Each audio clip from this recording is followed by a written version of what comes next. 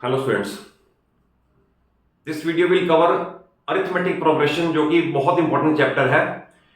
और इस चैप्टर को यहाँ प्रॉपरली क्लियरली कॉन्सेप्ट वाइज समझना बहुत जरूरी है। रीजन भी ये चैप्टर 11th में फिर परेशान करेगा अगर आपको इस चैप्टर के यहाँ तक के लेवल के क्वेश्चंस नहीं आते होंगे तो I will try in this video कि आपको स्टार्टिंग से फार्मूला कौन सा है, कैसे बना, वहां से स्टार्ट करके 1 मार्क का क्वेश्चंस लेके एंड देन कुछ क्वेश्चन में ले लूंगा एनसीईआरटी के ओनली दोज क्वेश्चंस जो कि बहुत इंपॉर्टेंट है और रिपीटेडली आपके स्कूल के लेवल के, प्री बोर्ड लेवल के और बोर्ड लेवल पे आपको क्वेश्चन अपीयर होते नजर आएंगे and then a lot of extra question will be taken. तो फर्स्ट ऑफ ऑल अगर कोई ये पूछे व्हाट इज अरिथमेटिक प्रोग्रेशन तो इसका मीनिंग क्लियर होना चाहिए। विद इन 2 मिनट्स में सम अप कर दूंगा एपी के बारे में and then we will move on to questions. तो अरिथमेटिक प्रोग्रेशन एक सीक्वेंस ऑफ वो नंबर्स है जिसमें हर नंबर प्रीसीडिंग नंबर में एक फिक्स्ड अमाउंट ऐड करके आता है। करेक्ट? जैसे एग्जांपल ले, अगर सपोज मैंने लिखा 1, इसमें 5 ऐड कर दें 6, 5 ऐड कर दें 11, 5 ऐड कर दें 16 एंड सो ऑन, तो it is an example of AP. क्योंकि सारे क्वेश्चन सीक्वेंसेस करनी है, बहुत ज्यादा इस पे एम्फेसाइज देने की नीड नहीं है कि हर अगला नंबर पिछले नंबर में एक फिक्स्ड अमाउंट ऐड करके आ जाए and that fixed amount is called common difference. Okay, अब इसके अंदर सिर्फ 2 ही फार्मूले और सारा क्वेश्चन से उसी पे बेस्ड है और स्टूडेंट्स को कंफ्यूजन ये है एन क्या है, ए एन क्या है। तो पहले मैं कॉन्सेप्ट वाइज आपको ये समझा दूं कि एन और ए एन कहां है और क्या है और कहां लिखे जाते हैं और कैसे यूज होते हैं। तो देखिए इसमें फार्मूला एक पहला ही है कि अगर सपोज इस एपी में ये पूछा जाए कि 50th नंबर पे कौन सी टर्म आएगी, तो we will not write 50 terms in this manner, तो ऑब्वियसली कोई ना कोई फार्मूला होगा। तो हम उसके लिए फार्मूला डेवलप करते हैं। फार्मूला है formula for nth term of AP. वो बना कैसे मैं वो बता देता हूं। सपोज एपी की टर्म्स को मैं a1, a2, a3, a4 and so on ऐसे डिनोट करूं, तो आप ये देखते हो इस तरह से हर टर्म में अगर पहली टर्म a है तो इसमें a प्लस डी है, इसमें a प्लस 2 टाइम d है, इसमें a प्लस 3 टाइम d है। दैट इज हर बार d common difference is being added. तो आप देखें इसमें अगर सेकंड टर्म में बात करूं, सेकंड टर्म क्या आ रही है, a प्लस डी। लाइकवाइज अगर मैं फोर्थ टर्म देखूं, फोर्थ टर्म क्या आ रही है, a प्लस 3d। तो आप ये देखें इन जनरल हमने ये ऑब्जर्व किया कि ये जो पोजीशन ऑफ टर्म है ये d का कोएफिशिएंट इससे एक कम है, a तो आएगा ही आएगा। तो in general nth term n can be 50, n can be 100, n can be 1 lakh. nth term is a plus n minus 1 into d. Reason being इसका कोएफिशिएंट इस यहां कोएफिशिएंट इससे कम है, तो दैट इज फार्मूला बन गया an is equal to a plus n minus 1 into d। तो ये इसे बोलते हैं जनरल फार्मूला या formula for nth term of ap। देखिए इसके अंदर n और an में क्या प्रॉब्लम आती है। अगर सपोज एक एपी मैंने लिख दी, लेट अस ऐसे चलते हुए, लेट अस से हमने लिख दिया 301 सपोज। अब इसके अंदर कितनी टर्म्स आ गई, 1 2 3 4 5 6 कितनी टर्म्स आ गई, वो n है। तो n stand for number of terms in AP, number of terms. But ये n नहीं है, ये an है। तो दैट इज अगर मान लो मैं कहूं इसके अंदर 100 टर्म है तो n तो बन जाएगा 100 और nth टर्म यानी 100वें नंबर पे जो टर्म आएगी, जो उसकी वैल्यू होगी वो an बन जाएगी। जैसे 301 सपोज मैंने कहा तो 301 यहां पर an है, n stand for number of terms. तो यहां तक का कॉन्सेप्ट क्लियर कर लो, पहला यही फार्मूला है। Sn का फार्मूला मैं अभी नहीं बता रहा क्योंकि वो नेक्स्ट वीडियो में आएगा, इसमें इसी के क्वेश्चन ही कवर हो पाएंगे। तो देखिए इसके अंदर आपको मैंने जो इंपॉर्टेंट क्वेश्चन है रिपीटली आते हैं और जहां पर थोड़ा सा भी कंफ्यूजन है मैंने वो क्वेश्चन डेलिबरेटली लिए हैं सो दैट उनका कॉन्सेप्ट आपको समझ आ जाए। ऐसा क्वेश्चन आ सकता है right next 4 terms of AP. तो बड़ा सिंपल है, अगर ऐसा हो मान लो इसमें कहे कोई नेक्स्ट राइट 4 टर्म्स, तो आप 5 ऐड करके 21, 5 ऐड करके 26, 5 ऐड करके 31 कर दोगे, सिंपल है। बट देखिए ऐसे वाले क्वेश्चन में आपको 9th का सिंप्लीफिकेशन ऑफ सर्ड्स आना चाहिए तो सिंप्लीफिकेशन ऑफ सर्ड्स अगर नहीं आता तो वैसे नाइन्थ की आई होप सो कि सभी को आता ही होगा, तो एक बार नाइन्थ की मेरे चैनल की वीडियोस में सिंप्लीफिकेशन ऑफ सर्ड्स आप देख लो तो उससे बड़ा इजी हो जाएगा। जैसे आप इसे सिंप्लीफाई करोगे, ये रहेगा √2, ये बन जाएगा 2 टाइम्स √2, ये बन जाएगा 3 टाइम्स √2, ये बन जाएगा 4 टाइम्स √2। एक बार मैं करके बता दूं कैसे। अगर सपोज 32 है, इसे 2 से करोगे 16, 2 से करोगे 8, 2 से 4, 2 से 2 एंड 2 एंड 1। तो देखिए √32 हम ऐसा लिख सकते हैं, 2 का pair it means 2 square, again 2 का pair it means 2 square and एक 2 अनपेयर्ड, तो दैट इज हमने पेयरिंग कर दी है और इस पे रूट का साइन। देन स्क्वायर और स्क्वायर रूट कैंसिल होंगे, ये दो फिगर यानी 4 बाहर आएगा, अनपेयर्ड अंदर रहेगा, अनपेयर्ड अंदर रहेगा तो 4√2 आएगा। तो ये समझ लो ये वैसे 9th का है, बट फिर भी विद इन हाफ मिनट मैंने बता दिया कि ऐसा कोई भी सर्ड हो उसे सिंप्लीफाई कैसे करना है। अब क्वेश्चन बड़ा सिंपल हो गया। तो नेक्स्ट 4 टर्म्स क्या होंगी, ये 4 टाइम्स √2 है, नेक्स्ट आएगा 5 times √2, 6 times √2, 7 times √2 and 8 times √2 and so on. तो ये क्वेश्चन कंप्लीट हो गया, करेक्ट।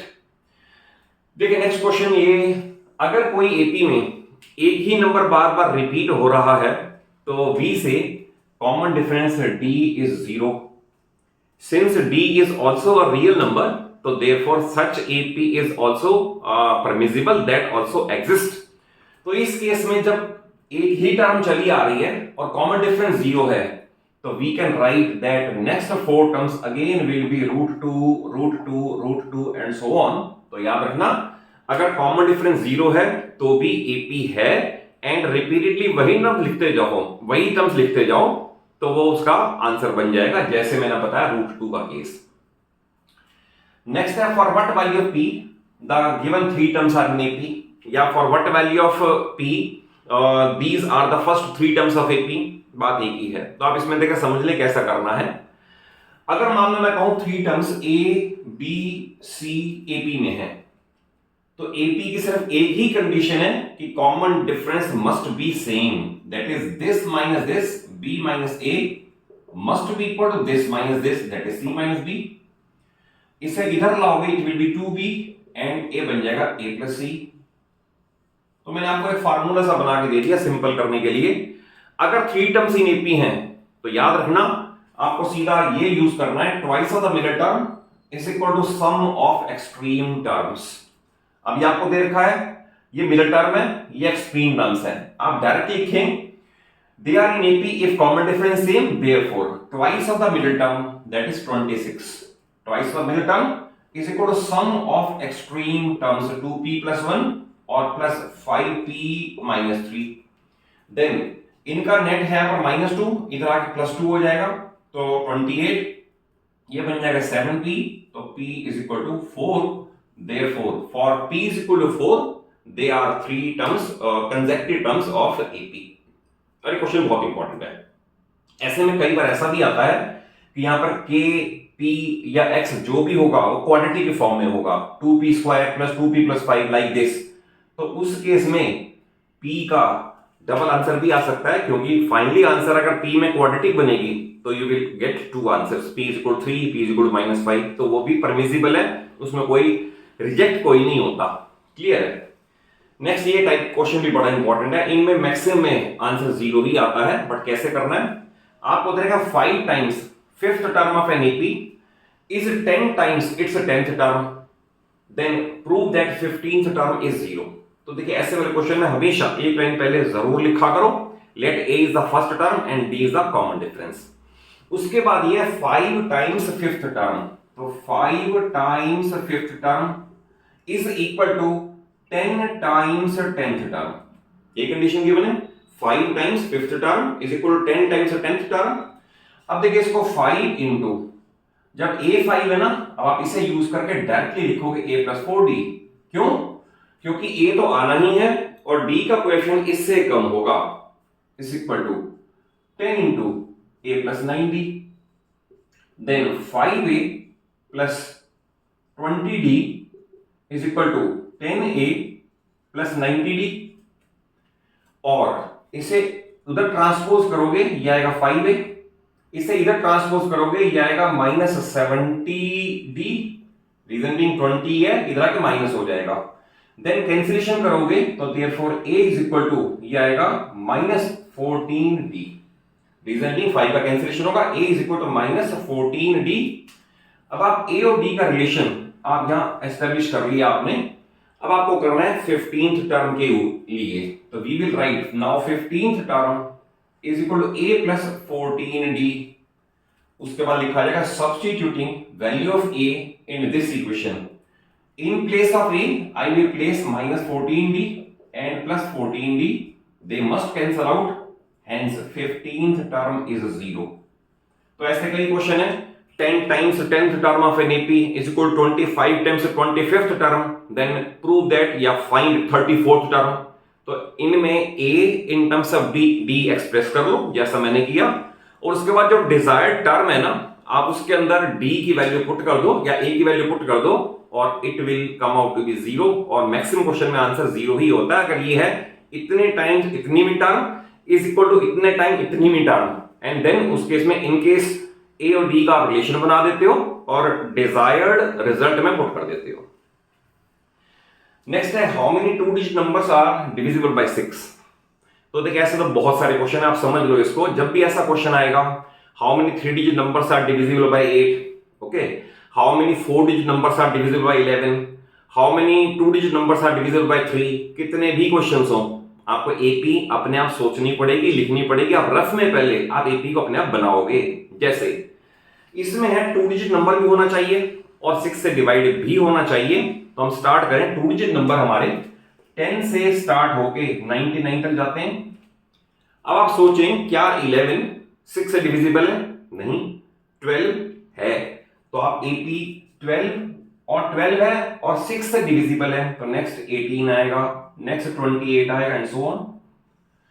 अब आप उधर से सोचना शुरू करें, क्या 99 फिर 98 फिर 97 फिर 96, सोचो कौन सा नंबर 6 से डिविजिबल है। ओके, क्योंकि हमें 2 डिजिट्स क्रॉस नहीं करनी, 100 पे नहीं जाना, तो 2 डिजिट का भी हो और 6 से डिविजिबल भी हो, तो इट विल बी 96। ये रफ में लिखने के बाद आप लिखोगे corresponding AP is, corresponding AP means AP which corresponds to the language, language ये है 2 डिजिट का नंबर हो 6 से डिविजिबल हो, तो you will write corresponding AP is this. अब इसमें सपोज यहां से यहां तक नंबर ऑफ टर्म्स हमें नहीं पता, तो लेटर से n टर्म्स चली गई, तो हम लिखेंगे let there are n terms in AP, और हमें यही बताना है कितने नंबर ऐसे हैं, हाउ मेनी नंबर्स n बताना है, और an हमें गिवन है। देन फार्मूला आपको अभी बताया, an is equal to a plus n minus 1 into d, an है 96, a है 12 प्लस n अभी अननोन है एंड d है 6। सबसे पहले 12 को इधर ले आकर लेस कर दो, तो ये बनेगा 84, देन d इसके अंदर 6 है, पहले 12 इधर आया, देन 6 इसके अपॉन में ले आओ, इधर रहेगा n माइनस 1, और देन इसे कैंसिलेशन करोगे ये आ गया 14, ये वैल्यू है n माइनस 1 की, तो n माइनस 1 14, तो n इज इक्वल टू 15, और लास्ट में लैंग्वेज में जरूर लिख दिया करो n इक्वल 15 पे छोड़ना ठीक नहीं है, तो there are 15 2 digit numbers which are divisible by 6।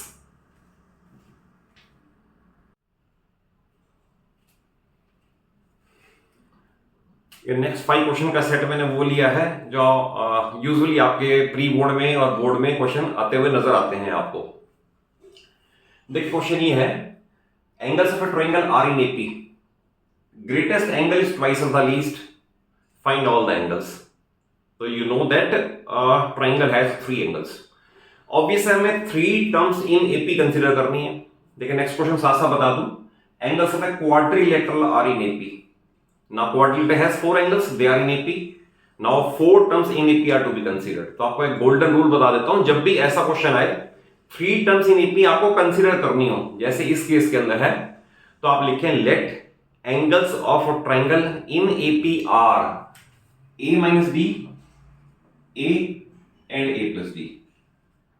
ये भी AP में ही है, ध्यान रखना, तो आप स्टार्ट करोगे let angles of triangle in A P are A minus d A plus d. Then सबसे पहले हमें अप्लाई करनी पड़ती है by angle sum property of triangle. You know that they all have sum 180 degree. It means a minus d plus a plus d must be equal to 180। यहां d cancellation हो जाएगा तो 3a 180 और a 60 degree आ गया। अब अगर a 60 degree आ गया और सेकंड कंडीशन है ग्रेटेस्ट एंगल इज, देखिए आप a plus d is greatest and a minus D is least. a में से कुछ लेस कर रहे हो तो लीस्ट है, a में ऐड कर रहे हो तो ग्रेटेस्ट है। तो कंडीशन है greatest angle according to question. अब ये लिखा जाएगा according to question a plus d is twice of least, it means a minus d, और a plus d is equal to 2a minus 2d, और a इसे इधर transpose करो, इसे इधर ट्रांसपोज करो 3d। क्योंकि मैं कह रहा हूं 3d is equal to a और a की वैल्यू है 60, तो therefore d is equal to 20 degree आ गया। अब a और d आने के बाद ध्यान रखना ये काम नहीं करना कि a plus d a plus 2d। Reason भी आपने कंसीडर क्या किया था, कंसीडर किया था a minus d a plus d। तो आप इसकी वैल्यू यहां पुट करें, जैसे पहला है a minus d 60 minus 20, first angle आ गया 40 डिग्री। सेकेंड है a means 60 degree as it is, और नेक्स्ट आएगा 80 डिग्री। तो 40 60 80 ये एंगल्स ऑफ ट्रायंगल है, AP में भी है। Greatest angle double of the smallest angle भी है। तो इसमें इंपॉर्टेंट सिर्फ यही आपको बता दिया कि 3 angles to be considered in APR a minus d a plus d। तो सारे क्वेश्चन हो जाएंगे। अब आया 4 एंगल्स यानी 4 टर्म्स इन AP। तो जब भी ऐसा क्वेश्चन आ जाए तो 4 terms must be considered as, तो आप लिखोगे let angles of quadrilateral in APR a minus 3d a minus d a plus d a plus 3d। याद रखना इसके लिए 3 के लिए ये और 4 के लिए ये, इससे क्वेश्चन बड़ा इजी हो जाएगा। और सबसे पहले क्या करना है, angle sum property of quadrilateral. तो by angle sum property of quadrilateral इन सब का सम करोगे, इन सब के बीच में प्लस का साइन लगा दें, ये सब के बीच में लग गया प्लस का साइन, और एंगल सम प्रॉपर्टी से 360 degree, 3d cancellation 1d cancellation, ये आ गया 4a is equal 360, therefore a is equal 90 degree.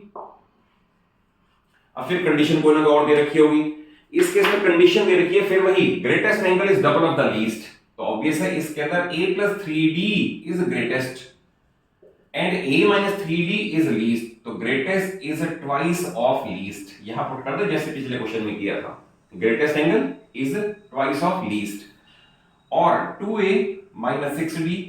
आप इसे इधर ले जाओ तो a हो जाएगा, इसे इधर लाओ तो 9d हो जाएगा। रीजन बीइंग a इधर आके लेस होगा, 6d इधर आके प्लस हो जाएगा, और 9d is equal to a, और a की वैल्यू 90 कैलकुलेट कर चुके हैं, तो therefore d is equal 10 degree. अब a और d आने के बाद अगेन मैं रिपीटली कहता हूं ये नहीं करना a plus d a plus 2d a plus 3d, यहां पर आके स्टूडेंट गलती कमिट कर देते हैं। आपने जो टर्म्स कंसीडर की हैं a minus 3d a minus d a plus d a plus 3d वहां पुट करना है and you will get the answer. जैसे पहला है a माइनस 3d, a है 90 minus 3 times of d that is 30, तो पहला एंगल आ गया 60 डिग्री।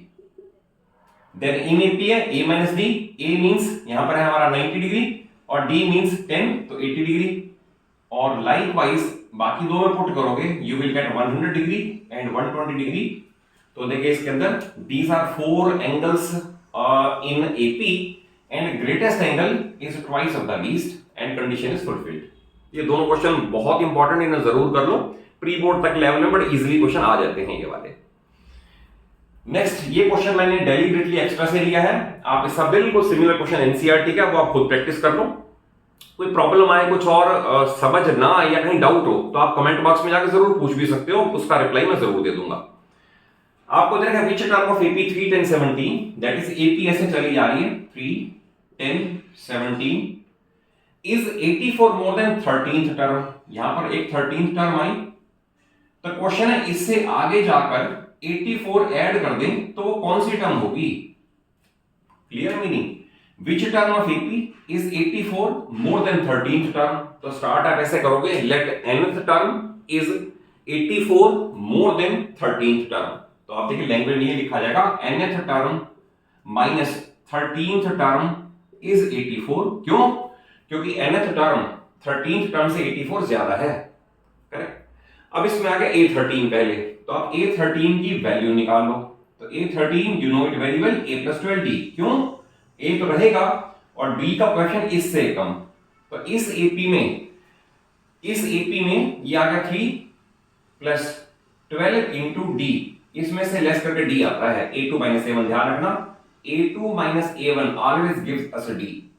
तो ये 7 आ गया, ये आ गया 87। अब हम इसमें पुट कर दें तो an - 87 = 84 और an = 84 + 87, ये आ गया 171। अब हमारा क्वेश्चन बहुत सिंपल हो गया कि nth टर्म 171 है और n फाइंड करना है। अब आप इसके अंदर पुट कर लें, a + n - 1 × d इज 171। आप इसमें पुट करोगे, सिंप्लीफिकेशन करोगे। मैं अभी जस्ट टू सेव टाइम, क्योंकि आपको मेथड सिखाना मेरा पर्पस है, टाइम कम से कम लेके। आप इसके अंदर यू विल गेट n = 25।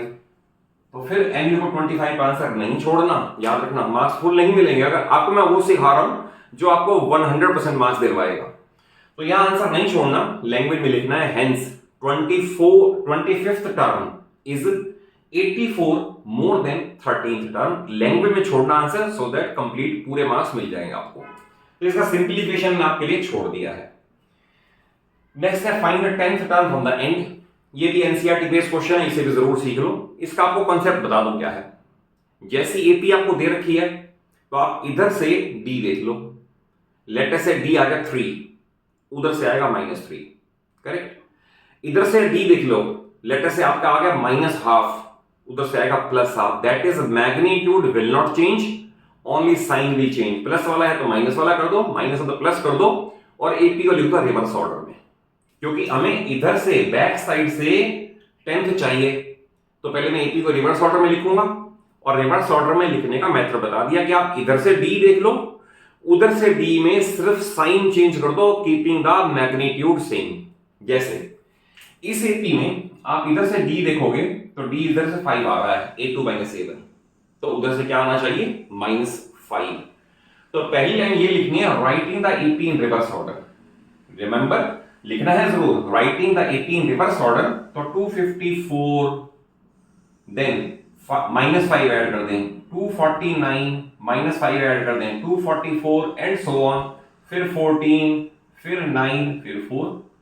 पूरी एपी को रिवर्स ऑर्डर में कर दिया, यानी फर्स्ट को लास्ट बना दिया, लास्ट को फर्स्ट, सेकंड को सेकंड लास्ट, सेकंड लास्ट को सेकंड, थर्ड को थर्ड लास्ट, थर्ड लास्ट को थर्ड।